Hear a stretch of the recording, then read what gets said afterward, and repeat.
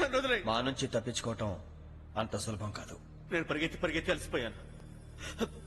ఏం కావాలి? నీ ప్రాణం అక్కర్లేదు, నీ ఆస్తి అవసరం లేదు.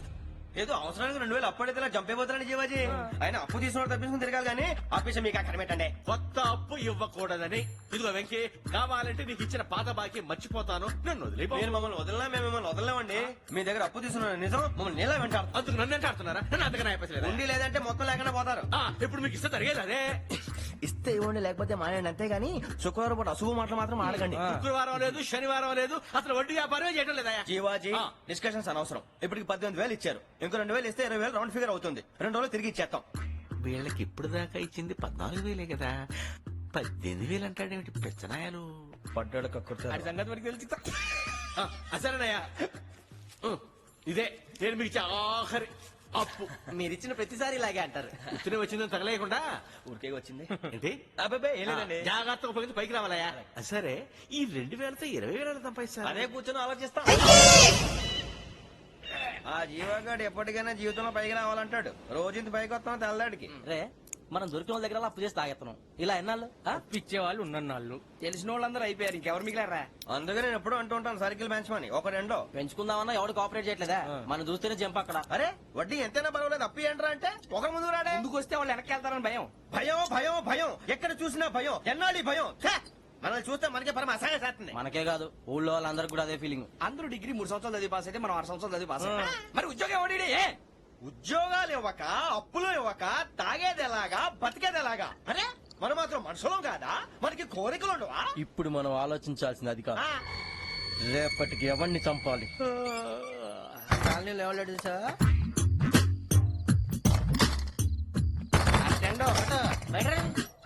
నువ్వా వెంకీ? ఏంటి వెంకీ ఈ టైంలో వచ్చా? నీతో మాడే బానే ఉంది, చెప్తా. ఏ బాగా ఎదురొస్తుందా? సరిగానే రే, నువ్వు మమ్మల్ని చూసే తలిపేసావా? మామూలుగానే వేసాను. మామూలుగా వేసేవాడివి. మేము రావడానికి 1 నిమిషం ముందో, మేము వెళ్ళాక 1 నిమిషం తర్వాత వేయాలి గాని చెడగెత్తేదవా? బిలాల్ రాజా, నాకు నిద్ర వచ్చి పడుకుందామని తలుపేసుకున్నాను. అయినా నా ఇంటి తలుపులు నేను అడిగేసుకోవాలంటే తప్పు చేసిన కాక ఇంకా గేర్ సమాధానం చెప్తావా? మీ ఇంట్లో పెళ్లిడికి వచ్చిన ఆడపిల్లలు ఎదురున్నారు. ఇదిగో అమ్మాయిలు, మీతో ఎప్పుడైనా యథాశాలు వేసానా? విన్నారా? నువ్వు తలుపులు వేసావు. అనవసరంగా గొడవ ఎందుకు ఇక్కడి నుంచి వెళ్ళండి. గొడవ? మీ ఇంటి మీద పడి ఎప్పుడైనా గొడవ చేశానా బిని గారు? లేదు బాబు. విన్నారా? చెప్పు, మమ్మల్ని చూసి తలుపులు ఎందుకు వేసుకున్నావు? అరే మాకు అప్పించిన వాళ్ళు కూడా మమ్మల్ని చూసి ఎప్పుడు తలుపులు వేసుకోలేదు. ఏం చేయాలి?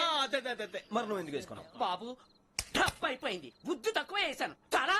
అంటే మా మోకాల మీద తలుపులు వేసామని ఒప్పేసుకుంటున్నావు? ఒప్పుకుంటున్నాను. సరే ఇప్పుడు చెప్పు, మా మొఖాల మీద తలుపులు వేసేంత తప్పు మేము ఏం చేసామరా? అయ్యో బాబు, తప్పైపోయిందని అంటున్నారు కదా, వదిలేయండి బాబు. అదే తప్పు మేము చేసి మమ్మల్ని వదిలేయమంటే మీరు వదిలేస్తారా బినిగారు? తప్పని అంటున్నారు కదా. తప్పని ఒప్పుకుంటున్నాడు కదా అయ్యా. ఇప్పుడు టైం 11 అయింది. వెళ్ళి పడుకోండి. 11 అయిందా?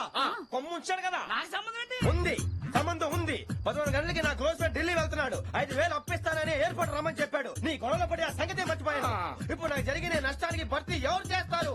మీరా మీరా మీరా? ఎవడు పడతావు? ఎందుకు చేస్తాడా భర్తీ? భలే వాడి నువ్వు. తప్పు చేసా వాడు చేస్తాను. దానికి కారణం ఈ 10 మనిషే కదా. యజ్ఞాత షడద్వాతీత రూపిణి అవ్యాజ కరుణామూర్తిరజ్ఞానాధ్వాంత దీపిక. బీరు రమ్ము కలుపుకూడదు, తలకే పట్టేసింది. ఏంటే చదువుకుంటున్నావా? చదువుకో చదువుకో. దేనైనా వెనక్కి తీసుకురావాలం గానీ పోయిన కాలం వెనక్కి తీసుకురావడం ఎవడి వల్ల కాదు. టైం విలువ గురించి నువ్వు మాట్లాడడం. నువ్వు ఎలా పోతే నాకెందుకులే. ఏమ్మా నీ పూజ అయిందా? తలకే పట్టేసింది, కాస్త మజ్జిగుంటే ఇవే. మా నాయనే అందరూ పొద్దున్నే లేచి టీలు కాఫీలు అడుగుతుంటే నువ్వు మాత్రం మజ్జిగ అడుగుతున్నావురా. కాఫీలు టీలు తాగే స్టేజ్ వాడు ఎప్పుడో దాటిపోయాడు. రాత్రి తాగింది దిగాలంటే మజ్జిగే తాగాలి. నువ్వు తల దించుకోవడం ఎందుకురా? నీలాంటి యదవనగానందుకు నేనే దించుకోవాలి తల. రాత్రి సుబ్బారావు గారి ఇంటి మీద గొడవకి వెళ్ళేవంటగా. అలా చెప్పాడు మీకు? ఏ మళ్ళీ గొడవ కెడతావా? నీ దెబ్బకు భయపడి రాత్రి తలుపులు తీసి పడుకున్నారంట. తెల్లారగా టైంట్లో దొంగలు పడ్డారు. ఆడింట్లో ఉందిలేండి, పట్టుకుపోవడానికి అక్కడ కూతురు తప్ప. ఎన్నాళ్ళిలా బేవర్సగా తిరుగుతావురా? ఇన్నాళ్ళని ఏం ఫిక్స్ అవ్వలేదండి. చిచి నానా అమ్మా, కంబైన్ స్టైల్స్ కి ఫ్రెండ్స్ ఇంటికి పిలుద్దాం అంటే వీడికి భయపడి ఎవరు రావడం లేదు. నేనే చేశానే. వాళ్ళ వంక అదోలా చూస్తున్నావంట. ఆ గొప్ప ఫిగర్లని అదోలా చూస్తాను, ఏదో మోహాలు వేసుకుని. చదిగా ఆ గొంతు ఆ వాలకం చూడలేకపోతున్నాను రా బాబు. చిన్నప్పుడు వచ్చి నా అలాగే ఉన్నావు, తెగ ముడిచిపోయారు. ఇప్పుడు నచ్చట్లేదు నాన్నగారు మీకు? నేను యదవలతో డిస్కస్ చేయను. నేను చేస్తాను. మీరు చెప్పదలుచుకుంది ఏమిటో చెప్పండి. ఇంకా చెప్పేదే ఉంది. నువ్వు ఇలా గాలికి తిరుగుతుంటే నేను తిండి పెట్టలేను. నాన్నగారు ఇప్పుడు శుక్ర మహాదశి 4వ పాదంలో ఉంది. నేను ఇప్పుడు ఏం చేసినా కలిసి రాదు. శనిగారు సెంటర్ లో కాసేసి నన్నే చూస్తాడంట. వాడు అలా సైడ్ అయిపోయి నేను ఏదో ఒకటి అవుతాను కదా, మీరు కంగారు పడకండి. ఇవన్నీ ఆ జగదాంబ చౌదరి గారు చెప్పాడా? జేసీ గారిని గాడు గిడు అనకండి బాబు, మీకే మంచిది కాదు. అబ్బా ఊరుకోండి, ఎవరి నమ్మకాలు వాళ్ళవి. ఎరా ఇంతకీ ఆ శనిగాడు సైడ్ కి ఎప్పుడు వెళ్తాడంట? నేను పోయా. నువ్వు సెంటర్ లోకి రావాలమ్మా. మరి ఆ గురువు సెంటర్ లోకి ఎప్పుడు వస్తాడంటావు? అవన్నీ మనకి తెలుస్తాయి అంటే జేసీ గారు తెలుస్తాయి. నాన్నగారు ఒక 1000 రూపాయలు ఇవ్వండి, దక్షిణ నుంచి అన్ని అడిగేసి వస్తాను. ఎదిగిన కూతురు గుండెల మీద కుంపడైతే నీలాంటి బేవార్స్ కొడుకు క్లైమోర్ మైన్స్ లాంటి వాడు చీదరిదుడా. ఆ జేసీ గారు పోయాక వీడు నేను అమ్మ నువ్వే ఫీల్ ఓకే. ఆయన కావాలని అంటున్న మాటలు కాదు, ఆయన దేవుడు. కానీ ఆ శనిగాడు ఆడి కాన్సన్ట్రేషన్ అంతా నా మీదే పెట్టేశాడు. మరి ఇప్పుడు ఎలాగరా నాన్న? ఆ పని మీద డబ్బులు అడుగుతుంటే ఆయన ఇసుక్కుంటున్నాడు. పోనీ నువ్వేనా ఇవే? నా దగ్గర కూడా లేవురా. తెలుగు భాషలో నాకు నచ్చని ఒకే ఒక్క పదం లేదు.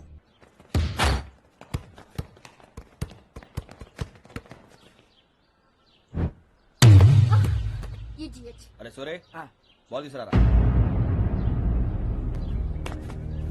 సారీ ఏదో బాలి బాస్కెట్ బాల్ మాలాంటి వాళ్ళు ఆడాలి. మీలాంటి మాసన కొడుకులు ఆడితే ఇలాగే ఉంటుంది. ఇలాగే ఇలాగే ఇలాగే ఉంటుంది. అమ్మాయిల ముందు ఫోర్స్ కొడతావా? ఆహా, అయితే నిన్ను కొడతా. వాడు అమ్మాయిలు ఉన్నారని చూడరా ఎలా రెచ్చిపోతున్నాడు. బాస్కెట్ బాల్ మీ వాడి ఆట కానీ మీలాంటి మాసోళ్ళు ఆడే ఆట కాదు అంటున్నాడు రా. రే ఇంత ముందు 2-3 సార్లు కూడా ప్రతి విషయంలో జోక్యం చేసుకుని మనల్ని కొడుతున్నాడు రా. వాడిని ఏదో ఒకటి చేయాలరా, వాడిని వదలొద్దాలంటే ఎవరికైనా దెబ్బ తగిలితే అయ్యో అంటారు. మీకేమో ఎవరైనా కొడితే కామెడీ. కొట్టినోళ్ళు మీ దృష్టిలో హీరోలు. ఇప్పుడు నేను పచ్చడి కొడేస్తాను. నేను హీరోని అయిపోతానా? ఏంట్రా రెచ్చిపోతున్నావు? మాకు ఛాన్స్ ఇవ్వా? అసలు వచ్చిందే నీకోసం. మా ఓటు బ్యాక్గ్రౌండ్ తెలియక అడిగి చేసావు. ఇప్పుడు నీకు అప్పుడు అయిపోతున్నా రే. వాడి బ్యాక్గ్రౌండ్ సరే, అసలు నీ బ్యాక్గ్రౌండ్ ఏంట్రా? నాకు సెపరేట్ బ్యాక్గ్రౌండ్ అంటూ ఏం లేదురా. నేను ఎక్కడ నిలబడితే అదే నా గ్రౌండ్. అంత పుడింగువా? తెల్దా? ఇందాక నేను కొట్టినప్పుడు నీకే అనిపించిందిరా?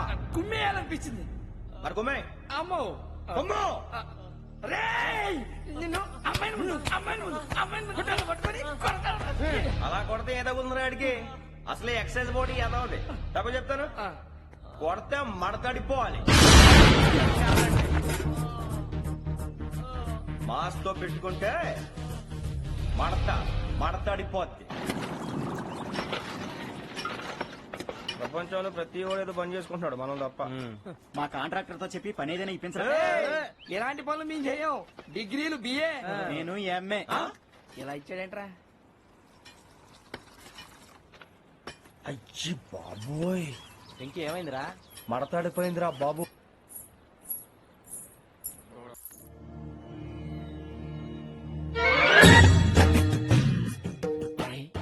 కళ్ళు మూసుకునే ఉన్నాడు, కొంపదీసి నిద్రపోతున్నాడేంటి? ధ్యానం. కళ్ళు మూసుకొని ఎవరినో కాంటాక్ట్ చేస్తున్నారు. అవునా? అబ్బా రామ్ ప్రసాద్, నీకు నిజం చెప్పాలంటే బాధగా ఉంది, కానీ చెప్పక తప్పదు. ఎందుకంటే అది నిజం కాబట్టి. Correct sir, correct. ఏంటి సార్ అది? నీకు 40 ఏళ్ళు వచ్చే వరకు కష్టాలు తప్పవు. గురుజీ, అవి మామూలు కష్టాలు కావు, అష్ట కష్టాలనే చెప్పాలి. ఉదాహరణకు అవి ఎలా ఉంటాయంటే, దొరక్క నీకు ఫుడ్ దొరికితే అది నీ నోటికందే లోగా నీ కాలో నీ చెయ్యో తగిలే మట్టిపోలైపోతుంది. నీ వాకలికి తట్టుకోలేక అప్పు కోసం ఎండను పడి వెళితే అక్కడ తాళం వేసి ఉంటుంది. మరో కఠోరమైన నిజమేమిటంటే, నీ దరిద్రాన్ని చూసి భరించలేక నీ భార్య లేచి వెళ్ళిపోతుంది. ఒక్కతేనా ఎవరితోనన్నా? తప్పు. అతని దురదృష్టాన్ని చూసి ఎగతాళి చేయకు రమణ. Sorry sir. ఇదయ్యా రాంప్రసాద్, నువ్వు ఈ 40 ఏళ్లు ఈ నరకాన్ని అనుభవించక తప్పదు. 40 ఏళ్ళ తర్వాత అలవాటైపోతుంది. ఇక నువ్వు వెళ్ళొచ్చు. ఏమో వెంకటేశ్వరరావు, కులాసైనా రమ్మన్నారట. నీకు శుభవార్త చెబుదామని పిలిపించాను. ఏంటి గురుజీ? నీకు శుక్ర మహాదశ ప్రారంభం అవబోతుంది. అంటే సరిగా సెట్ అయిపోయినట్టేనా? ఆల్మోస్ట్ అయిపోయినట్టే. మీరంతా టోపీలు పెట్టుకునే ఉద్యోగాలు కూడా చేసుకుంటారు. ఇప్పటిదాకా మేమందరికీ టోపీలు పెట్టాం గానీ మాకు మేమే టోపీలు పెట్టుకుంటాం ఎప్పుడు అనుకోలేదు గురుజీ. అదే విధి. మరి ఇప్పుడు బిల్ల బంటోతు నుంచి బీట్ కానిస్టేబుల్ వరకు అందరికి నెత్తిమి టోపీలు ఉంటాయి. అందులో ఏ ఉద్యోగం? ఎస్ఐ గారు కూడా టోపీ పెట్టుకుంటారు తెలదా? ఏది మన చదివే చదువులకు ఎస్ఐ ఉద్యోగాలు ఇస్తారేంటి? గ్రహాలు శాసిస్తున్నప్పుడు చదువులతో పని లేదు.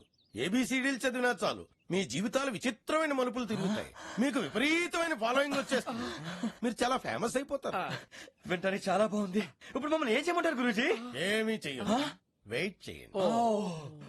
కాలం కలిసి వస్తే అదృష్టమే మిమ్మల్ని గేలం వేసి పట్టుకుంటుంది. అంతవరకు వెయిట్ చేయండి. వెయిట్ చేసి కొంచెం వెయిట్ కూడా పెరిగింది. అయినా పర్వాలేదు, వెయిట్ చేస్తాం.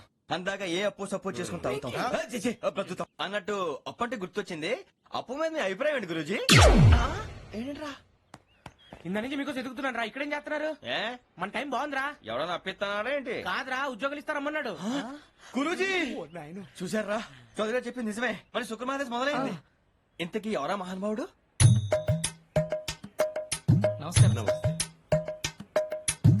అయినా నేను చెప్పింది. ఆహా, సాక్షాత్ ఎంప్లాయ్మెంట్ ఎక్స్చేంజ్ నడుచుకుంటూ వస్తున్నట్టుంది. పదండి పట్టేద్దాం. నమస్కారం సార్. నమస్తే. వీలే సార్ మా ఫ్రెండ్స్. నమస్తే. నేను చెప్పానుగా భగవాన్ గారు. ఆహా, పేరులోనే దేవుడు ఉన్నాడు. లోపల కూడా పాజిటివ్ థింకింగ్ ఎక్కువ. ఇంతకీ మీరు ఇండియానా చైనీసా? India sir. మా ఫేస్ చూస్తారు అనిపించలేదు మీకు? వాళ్ళ కామెడీ ఫీల్ ఉన్నాడు. అవును సార్. నేను అడిగేది ఇండియన్ రెస్టారెంటా చైనీస్ రెస్టారెంటా అని. నేనేది ఓపెన్ గా డిస్కస్ చేయను కదా. పేరు చూసుకుల్లో డిస్కషన్ పెడతాడు అనుకుంటే వీటేంట్రా హోటల్ అంటున్నాడు. బాబు ఎట్ ఫీల్ అవుతున్నాడు. అంతా మీ ఇష్టం ఉంటున్నారు సార్. ఫస్ట్ చైనీస్ రెస్టారెంట్ కి వెళ్దాం. నెక్స్ట్ అక్కడ డిసైడ్ చేద్దాం. చాలా ఇబ్బంది పడుతున్నట్టున్నారు. నువ్వు చేత్తో తినే బాబు. నేను జనరల్ గా చైనీసే ప్రిఫర్ చేస్తాను. ఫ్యాట్ కంటెంట్ తక్కువ ఉంటది కదా. రేపు నుంచి మేము కూడా ఇదే ఫాలో అవుతాం.